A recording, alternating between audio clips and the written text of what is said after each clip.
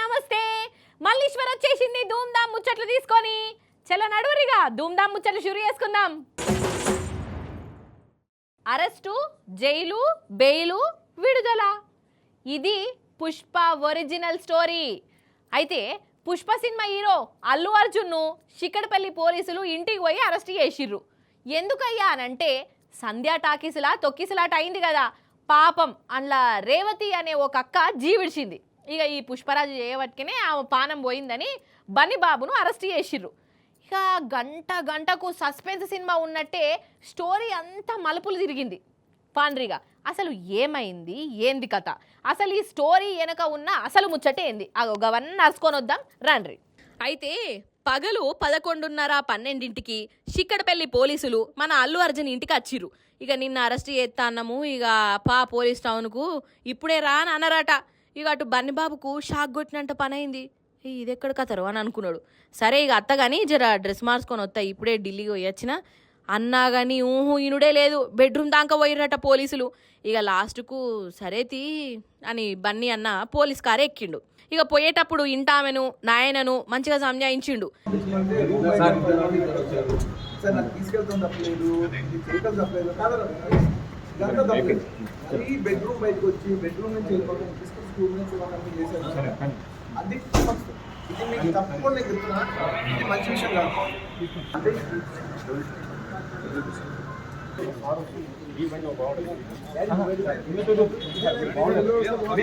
ఇక పోలీస్ టౌన్కు పోయినాక ఆడ 2-3 గంటల ఎంక్వైరీ నడిచింది. ఏమేమో 4-5 కేసులు పెట్టి నాంపల్లి కోర్టుకు పట్టుకపోయిర్రు. ఇక ఆడ 14 రోజుల రిమాండ్ ఇచ్చిర్రు. అంటే 14 రోజులు ఖైదీ అన్నట్టు.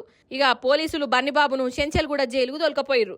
ఇక ఇంకో దిక్కేమో బన్నీబాబు అరెస్ట్ అయ్యిండు అని ఎరకవుడుతోనే ఆయన ఫ్యాన్స్ ఒకరంది పెట్టుకున్నారా.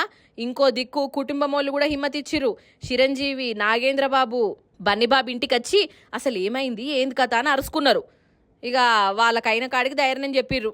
కాదొల్లా సంధ్యా టాకీసుల మనిషి చచ్చిపోయింది, పాపం అంటే పాపం. నాకైతే కండ్ల పొంట నీళ్ళు వచ్చినాయి. ఇంట్లో తప్పు చేసిన వాళ్ళకు శిక్ష పడవలసిందే.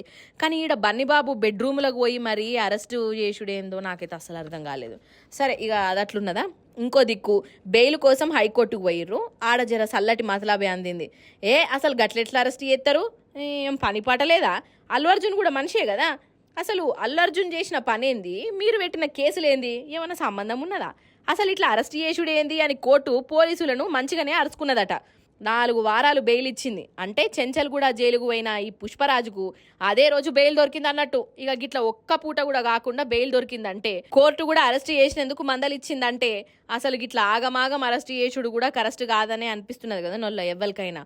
మొత్తానికి పుష్ప సినిమాల పోలీసులు అరెస్ట్ చేయకున్నా బయట మాత్రం ఒక పూటనన్న జైల్లో పెట్టిరుపు అని చెప్పుకుంటాండ్రు.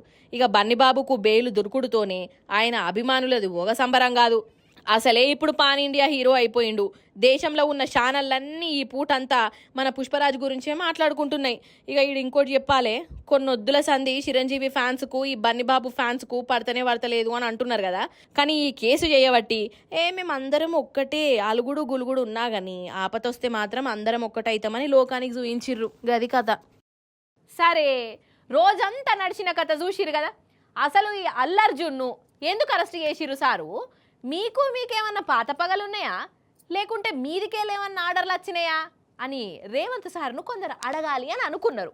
అసలు అయితే ఈ అరెస్టు వెనక కుట్ర ఉన్నది, కావలసుకునే బన్నీని సతాయించిర్రు అని రోజంతా మాట్లాడుకున్నారు. ఇక దీని మీదనే రేవంత్ సార్ని అడిగితే ఏమన్నాడయ్యా అనంటే, నాకేం సంబంధం లేదు, చట్టం తన పని తాను చేసుకుపోతుంది, మన కానూనుకు అందరూ సమానమే అని చెప్పుకొచ్చిండు. చాలా గొప్ప ముచ్చటెళ్ళింది కదా సార్ నోటి నుంచి. అందుకే తెలంగాణ జనం రేవంత్ సార్ను ఇంకా కొన్ని అడుగుదాం అనుకుంటాన్రు. ఏంటి అంటే చూడండి ఏంటి అవి. అల్లు అర్జున్ టాకీస్కి వచ్చినందుకే తొక్కిసలాటైంది, అందుకే రేవతక్క చేయి విడిచింది. ఆయనే టాకీస్కు పోకుంటే గట్ల కాకపోవు. ఆమె సావుకు అల్లు అర్జున్ కూడా కారణం, అందుకే అరెస్టు చేసినామని పోలీసులు కేసు పెట్టే కదా. సరే ఓకే, అట్లయితే అసలు పుష్ప సినిమా బెనిఫిట్ షో అనేదే లేకుంటే జనాలే ఆ రోజు టాకీస్ దిక్కే పోకపోవు కదా. ఈ అల్లు అర్జున్ కూడా అటు ముఖాన్ని చూడకపోవు కదా. మరి ఈ బెనిఫిట్ షోకు పర్మిషన్ ఇచ్చిన సర్కార్ది ఈడ తప్పునది ఉన్నట్టు. అసంటప్పుడు కేసు ఎవరి మీద పెట్టాలి?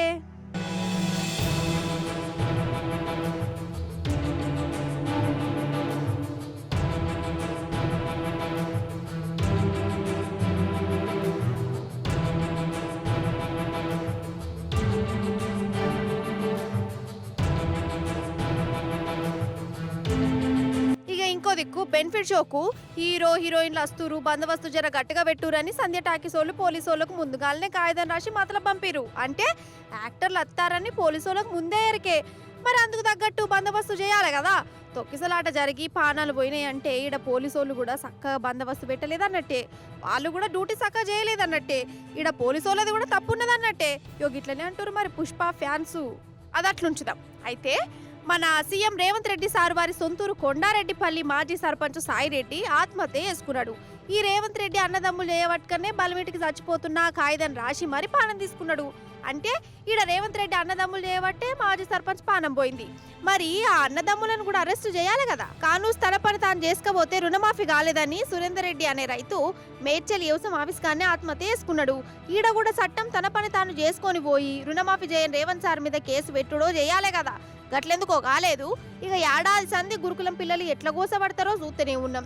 సర్కారు హాస్టళ్లలో పెట్టి అన్నం తిని 49 మంది పిల్లగాళ్ళు చచ్చిపోయిండ్రు. దానికి జిమ్మెదారు కూడా సర్కార్దే. సర్కారు మీద కూడా చట్టం తన పని తాను చేసుకొని పోవాలన్నా అద్దా. హైడ్రా పేరుతోని ఇల్లు కూలగొడుతుంటే రంది పెట్టుకొని ఇల్లు గల్లోల పానాలు పోయినాయి. ఆ హైడ్రా అనేదే లేకుండే వాళ్ళ పానాలు దక్కు. మరి హైడ్రా పెట్టిన కాంగ్రెస్ సర్కారు మీద కేసులు పెట్టాలనా అద్దా. ఇడెందుకో చట్టం తన పని తాను చేసుకొని పోలేదు. గిట్లనే నిలదీస్తురు పెద్ద దిక్కు లేకుంటాయి ఆ కుటుంబాలు. మరి దీనికి రేవంత్ సార్ ఏమంటాడు, పోలీసులు ఏమంటారు, ఎప్పుడు కేసులు పెడతారు తెలపవలసి ఉన్నది. ఎందుకంటే రేవంత్ సార్ వారి సిద్ధాంతం ప్రకారం చట్టం ముందు అందరు సమానమే కాబట్టి, ఆ చట్టం తన పని తాను చేసుకోబోతుంది కాబట్టి ఇవన్నీ జరగవలసి ఉన్నది. మరి ఈ దొంగలకు అగ్గి పెట్ట, వాళ్ళ చేతులకు జట్టలు పుట్ట, వాళ్ళ చెవులల్లా బల్లులు జొర్రా, వాళ్ళ కళ్ళల్లో కారం పోయ్యా, వాళ్ళ ఈపు చింతపండు గాను, వాళ్ళ మోకాలు ఇరిగిపోను. ఇంకేమున్నాయి తిట్లు? ఏమన్నా మీకు ఎరుకున్న తిట్లు ఉంటే ఇక ఈ ముచ్చట్లు చూసినాక తిట్టుండ్రల్లా మీరే. చీకటి పడితే చాలు మన హైదరాబాద్లా దొంగలు దావత్ చేసుకుంటారు కావచ్చు. అసలు చీకటే ఏంది, ఈ నడుమ పట్టపగటిలు కూడా వాళ్ళ టాలెంట్ను చూయించి ఆల్ ఇండియా దొంగల సంఘంలోనే గొప్ప పేరు కమాయిస్తున్నారట. అన్నట్టు ఇగో మన హైదరాబాదు దోమలగూడలనొల్ల మాపటీలి 4:30 అయితాంది గంతే. ఎవలిండ్ల వాళ్ళున్నారు. అంతల్నే ఒక బ్యాచ్ వస్తాంది చూడు, 1 2 వామ్మో వీని దగ్గర పెద్ద కత్తే ఉన్నది. మూడోడు ఓయమ్మని గంతేనా ఇంకున్నారా, అగో అత్తాండు 4 మంచిగా గరం కుల్లలు జుట్టుకొని వచ్చిండు. అయితే ఇంకో 5 ఉన్నారు. ఇక ఇప్పుడు రంగంలోకి దిగుతాండ్రు చూడుర్రి. మెల్లగచ్చిరా, ఇక్కడ ఒకడు దర్వాజా కొడుతున్నాడు, ఇంకొకడేమో ఒక చేతుల పిస్తోలు ఇంకో చేతుల కత్తి పట్టుకొని రెడీగా ఉన్నాడు. ఇక ఆ ఇల్లుగల్లోళ్ళు తలుపు తీయంగానే చూడవు మందకు మంద ఎట్లా చొచ్చిర్రో. వామ్మో మొత్తం 10 మంది బ్యాచోల్లో కత్తులు కటార్లు పిస్తోలతోని ఇంట్లోకి వచ్చి వాళ్ళను బెదిరించి బంగారం దోసుకుపోయినరు. మొత్తం 2.5 కిలోల బంగారమట, పైసలట, ఫోన్లట. అయినా వీళ్ళింట్లో 2.5 కిలోల బంగారం ఉండుడేంది అని పరేషాన్ కాకుండా పాపం ఈయన బంగారం దుకాణం నడుపుతాడోల్లా ఇంట్లో దాచిపెట్టిండు. ఇక ఆ బంగారాన్ని ఇగో ఆలీబాబా 10 మంది దొంగలు వచ్చి లూటి వేసిపోయిర్రు.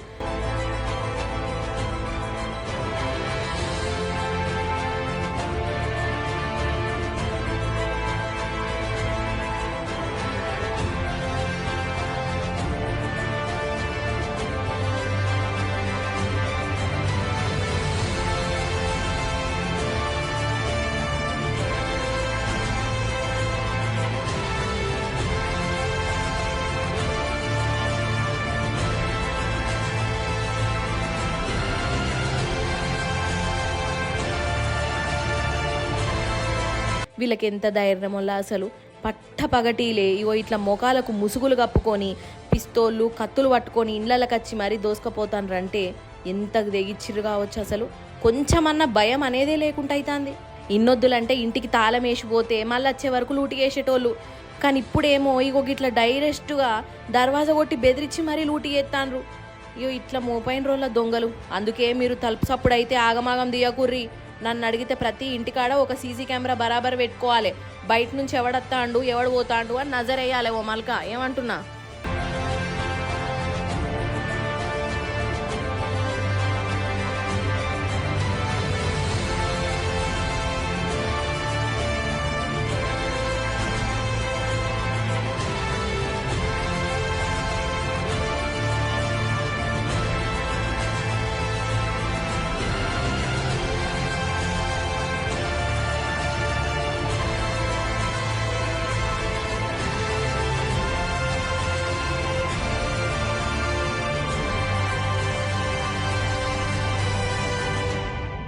అరే చెప్పుడు మర్చినా మన సంగారెడ్డి జిల్లాకు యుద్ధ ట్యాంకర్లు వచ్చినాయి కాదల్లా ఎరికే కదా దేశాల నడుమ యుద్ధాలు నడిచినప్పుడు ఆ ట్యాంకర్లను తెత్తరు బాంబులు వేలుస్తారు మరి సంగారెడ్డికి ఎందుకు వచ్చినాయి ఆడ ఏమన్నా యుద్ధాలు నడుస్తున్నాయా ఏంది కథ ఏది ఓ మల్కా పోయేసొద్దాం రాండ్రి ఇగో యుద్ధ ట్యాంకర్లు రెడీగా ఉన్నాయి మన సంగారెడ్డి జిల్లా మల్కాపూర్ పెద్ద చెరువులకు పోతాన్నాయి కమాన్ రెడీ 1 2 3 గో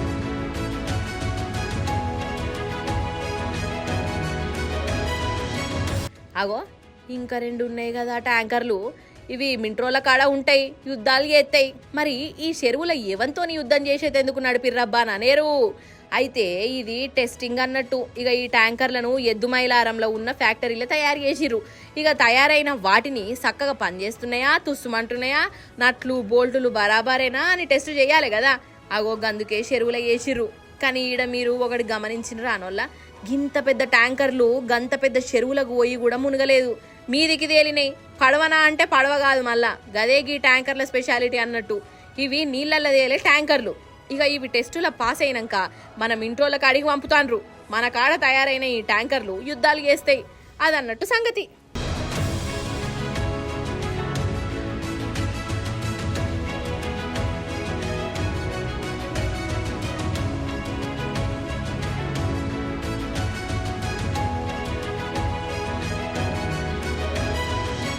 ఇవన్నట్టు రియాలిటీ ముచ్చట్లు మళ్ళొచ్చేటప్పుడు ఇంకిన్ని ముచ్చట్లతోని కలుస్తా అప్పటిదాకా మీరైతే చూస్తూనే ఉండు టీ న్యూస్ నేను ఉంటా మరి టాటా